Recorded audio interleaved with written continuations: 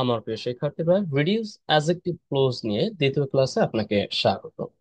ইতিমধ্যে অনেকে কমেন্ট করে অবগত করেছেন যেন রিডিউস অ্যাডজেক্টিভ ক্লোজ বিস্তারিত আপনাদের সামনে উপস্থাপন করি। ইতিমধ্যে একটি ক্লাস হয়েছে, কিন্তু আজকে দ্বিতীয় ক্লাসটি। যাই হোক, আশা করছি ভিডিওটি শেষ পর্যন্ত দেখে আপনার জন্য রাখা কাজ আপনি করে দিবেন।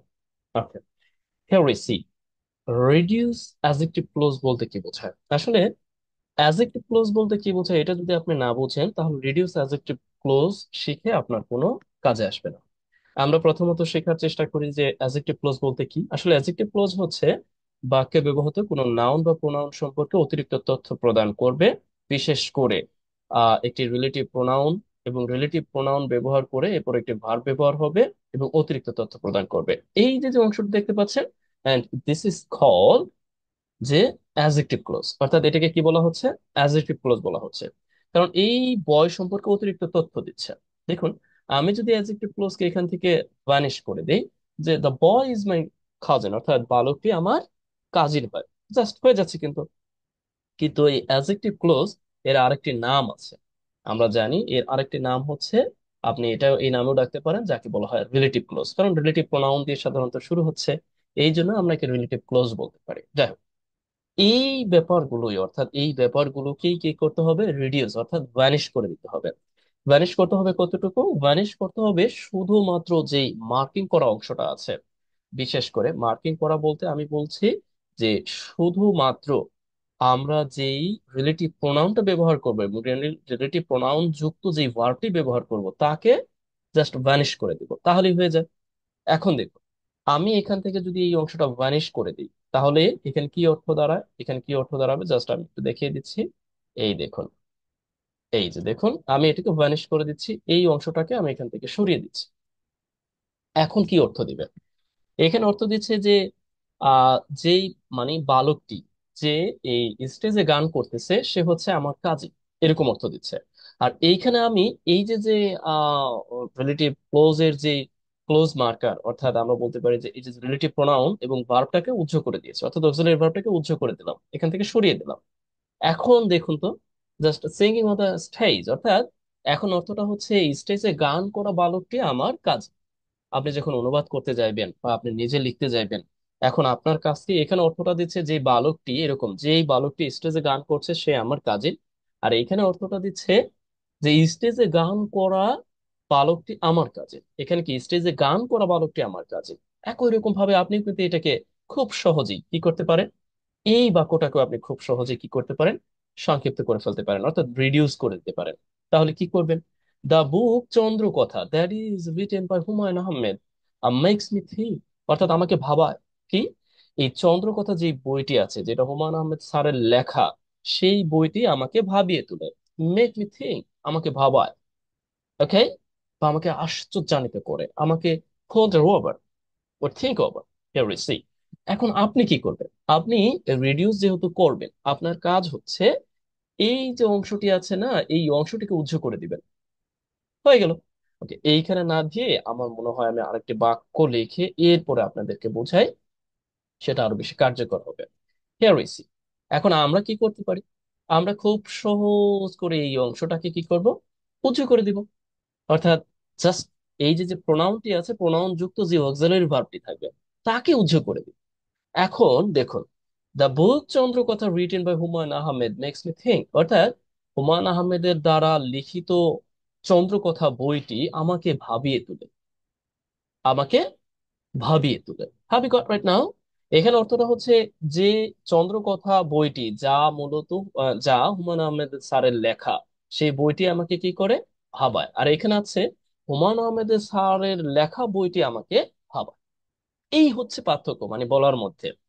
Have you got right now? অর্থাৎ এই অংশটা থাকা বা না থাকাই হয়ে যাচ্ছে রিডিউস।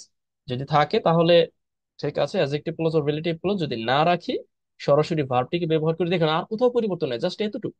আর সরাসরি যদি আমরা এখানে পার্টিসিপল আকারে দিয়ে দিই, দ্যাট মিন্স এটা হচ্ছে পার্টিসিপল আকারে আছে। পার্টিসিপল আকারে থাকলে তো আমরা জানি পার্টিসিপলের ব্যবহারটা। তারপরে যদি না বোঝেন, আবার আমরা বুঝিয়ে দিব। Okay. Next we see. The interim government that is formed by student recommended personalities are trying their best. অর্থাৎ এই যে যে ইন্টারিম গভর্নমেন্ট আছে, যে গভর্নমেন্টই স্টুডেন্টদের সুপারিশকৃত ব্যক্তিদের নিয়ে আহ তৈরি হয়েছে, যে গভর্নমেন্টই আর ট্রাইং টু, আর না, এটা হবে is, sorry to say, is trying to their best. Okay, অর্থাৎ ইটস বেস্ট, এটা ইটস হবে, সরি টু সে। অর্থাৎ এই ইন্টারিম গভর্নমেন্টটা মূলত আহ চেষ্টা করে যাচ্ছে। হিয়ার উই সি, কি চেষ্টা করে যাচ্ছে। আবার fail it execute to execute visible actions, কিন্তু এই সরকারটি কি করছে, অর্থাৎ ফাইল করছে, কি করছে, ফাইল করছে। Here we see, একটা ব্যাপার, এই যে যে অংশটি আছে, এই পুরো অংশটি লক্ষ্য করুন, এই পুরো অংশটিকে বলা হচ্ছে, অর্থাৎ এই ইন্টারিম গভর্নমেন্ট সম্পর্কে তথ্য দিচ্ছে। এই অংশটি ইন্টারিম গভর্নমেন্ট সম্পর্কে তথ্য দিচ্ছে। আর আমি এখানে ভার্বটা লিখেছি, এই যে যে প্রধান, এটাই হচ্ছে প্রধান ভার্ব। এটা কিন্তু প্রধান ভার্ব না, এটা কিন্তু এই যে যে রিলেটিভ ক্লোজের ভার্বটি। এখন রিলেটিভ ক্লোজের ভার্বটি যদি আমি এখান থেকে উইথড্র করে দিই, আবারও এখানে কপি করে এনে আপনাদের দেখাচ্ছি, এইখান থেকে দেখুন, আমি যদি এখন এটাকে কি করি, উইথড্র করে দিই, করেন এটাকে আমি উঠিয়ে দিচ্ছি। এখন দেখুন, অর্থাৎ স্টুডেন্টদের রিকমেন্ডেড, অর্থাৎ সুপারিশকৃত পার্সোনালিটিস দিয়ে গঠিত সরকার, এই অন্তর্বর্তীকালীন সরকার ইজ ট্রাইং ইটস বেস্ট, এটা সর্বোচ্চ দিয়ে চেষ্টা করে যাচ্ছে, বাট ফাইলস, কিন্তু ফেল করতেছে, কি করতেছে, ফেল করতেছে টু এক্সিকিউট ভিজিবল অ্যাকশনস, অর্থাৎ ভিজিবল যে অ্যাকশন গুলো তা বাস্তবায়ন করতে ফেল করতেছে। Have you got right now? অর্থাৎ কিভাবে আমরা খুব সহজেই এই ফর্মটি থেকে, অর্থাৎ অ্যাডজেক্টিভ সম্মিলিত যে, অর্থাৎ অ্যাডজেক্টিভ ক্লোজ সম্মিলিত যে বাক্যটি আছে তাকে আমরা রিডিউস করে এইভাবে লিখে দিতে পারি। অর্থাৎ এইখানে অর্থটা দিচ্ছে যে ইন্টারিম গভর্নমেন্ট যা স্টুডেন্টদের সুপারিশকৃত পার্সোনালিটিস দিয়ে গঠিত, সেই সরকারটি চেষ্টা করে যাচ্ছে। আর এখানে হচ্ছে স্টুডেন্ট সুপারিশকৃত সুপারিশকৃত পার্সোনালিটিস দিয়ে গঠিত সরকার ইজ ট্রাইং ইটস বেস্ট, এটা সর্বোচ্চ দিয়ে চেষ্টা করে যাচ্ছে। Have you got right now? I think so you have got, যে আমরা খুব সহজে কিভাবে এই relative clause or reduce adjective clause or reduce clause আমরা কিভাবে তৈরি করতে পারি। Next we see, and please give me the book that is color red. Okay, red color. অর্থাৎ প্লিজ আমাকে বইটি দিন, যে বইটি মূলত, এখানে বলা হচ্ছে যে বইটি মূলত রেড কালারের, সেই বইটি আমাকে দিন। এখন আপনি এটা কিভাবে করতে পারেন, দ্যাট ইজ কালার রেড ও রেড কালার, আপনি কিন্তু এখন অন্যভাবে বলতে পারেন না। ওকে, এইটা আপনাকে দিয়ে দিব, এই কাজটি। হুম, ওকে, আপনি আবারও একটু বলতে পারেন যে ইয়েস, এন্ড কি করবেন না করবেন। দেখুন, আপনি জাস্ট কি করবেন, আমি আর বলবো না। ওকে, হিয়ার উই সি, এরপরে আমরা যে যে কাজটি করতে পারি, রেড কালার, ও এখানে একটু ব্যাপার আছে, আপনি কিন্তু এখানে রেড কালার বুক বলতে হবে, কেমন? অথবা আপনি কালার রেড এরকম ভাবে বলতে পারেন, কি, কালার রেড। আমরা মেবি এখানে একটু পরিবর্তন করে দিতে পারি, এইভাবে। দেখুন, এটা হচ্ছে এইরকম ভাবে, দ্যাট ইজ কালার রেড, অর্থাৎ কি, রং করা, মানে লাল রং করা। আবারও আপনি যখন এটাকে পরিবর্তন করবেন তখন কি করবেন, বুক কালার রেড, জাস্ট এরকম ভাবে আপনি বলে দিতে পারেন। তবে চাইলে আপনি অন্যভাবে লিখতে পারেন, নো প্রবলেম।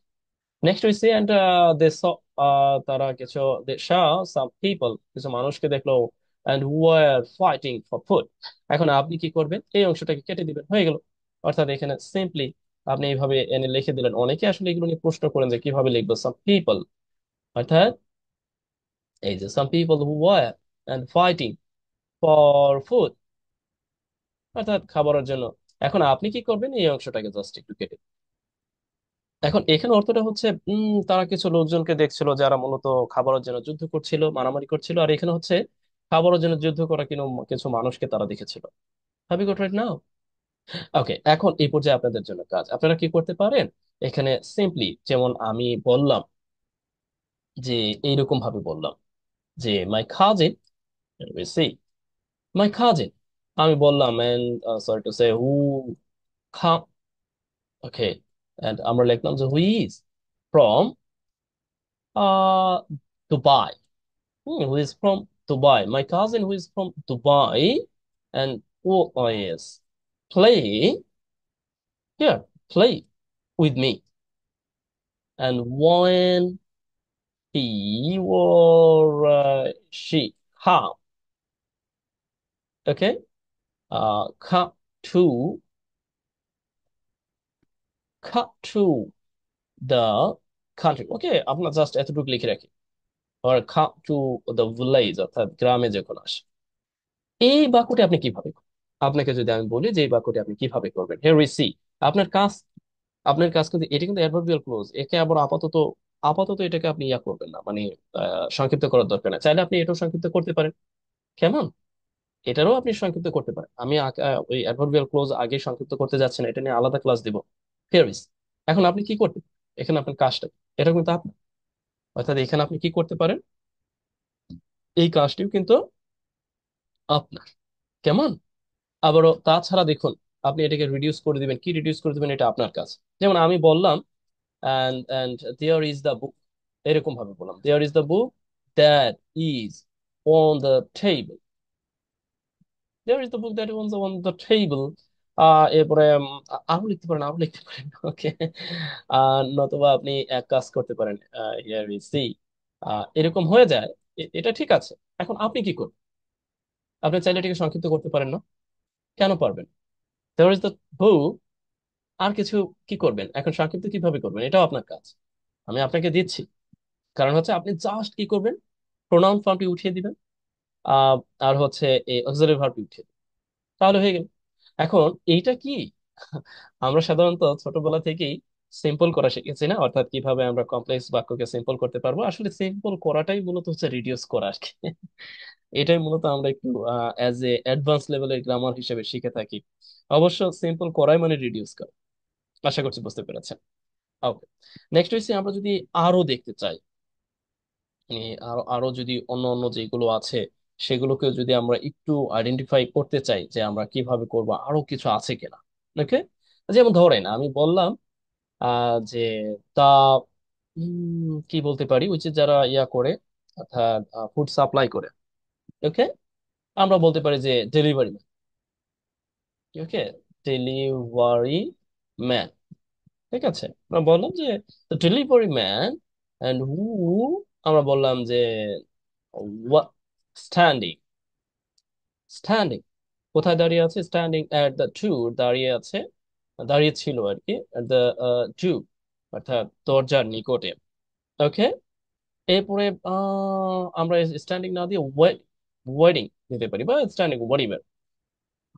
এরপর লিখতে পারি যে আমরা বলতে পারি যে দাঁড়িয়ে দাঁড়িয়ে ছিল এবং সে কি করতেছিল, সে তো ওয়েট করতেছিল, তাই তো, ওয়েটেড। অ্যান্ড ওয়েটেড কি, ফর সামওয়ান, কারোর জন্য ওয়েট করতেছিল যে কেউ আসে কিনা, সামওয়ান আর যে অর্ডার করেছে তার জন্য। ওকে, দ্য ওয়ার্ডেই হ্যারিস। এখন আপনি এই বাক্যটিকে কিভাবে সংক্ষেপ করবেন? ডেফিনেটলি আপনার কাজ হচ্ছে এটাকে জাস্ট একটু ইয়ে করে দেওয়া, এটাকে উঠিয়ে দেওয়া, তাহলেই হলো। The man standing at the tour and wait for someone, অর্থাৎ কারোর জন্য দেরি করতেছিল, কি করতেছিল, কেন, যে এইখানে অর্থটা দিচ্ছে হচ্ছে এই দরজার নিকটে দাঁড়িয়ে থাকা ডেলিভারি ম্যান, সে মূলত কারোর জন্য দেরি করতেছে। এই হচ্ছে ব্যাপার। এখন অনেক আছে, অনেক আছে, মানে আপনি সবগুলোকে এইভাবে সংক্ষিপ্ত করে দেবেন, আপনার কাজ হচ্ছে জাস্ট এগুলোকে একটু মানে উচ্চ করে দেওয়া, তাহলেই হলো। আরো কিছু আছে, আমরা অন্য সময় আলোচনা করব। আশা করছি এতটুকু আলোচনা আপনি বুঝতে পেরেছেন। প্রথমত আপনাকে অ্যাডজেক্টিভ ক্লজ আর রিলেটিভ ক্লজ সম্পর্কে জানতে হবে, এরপর আপনি জাস্ট এই সম্পর্কে মূলত জানতে চেয়েছিল, নাম হচ্ছে শফিক। আশা করছি আপনারা আপনাদের প্রয়োজন অনুযায়ী কমেন্ট এবং মন্তব্য করে আমাকে অবগত করবেন যে আপনারা আসলে কি চাচ্ছেন, আর কোন গ্রামাটিক্যাল আইটেম বা কোন গ্রামাটিক্যাল ব্যাপারগুলোকে আপনারা সামনে আনতে যাচ্ছেন। যাই হোক, আজ এই পর্যন্তই। ভালো থাকুন। Best wishes for you.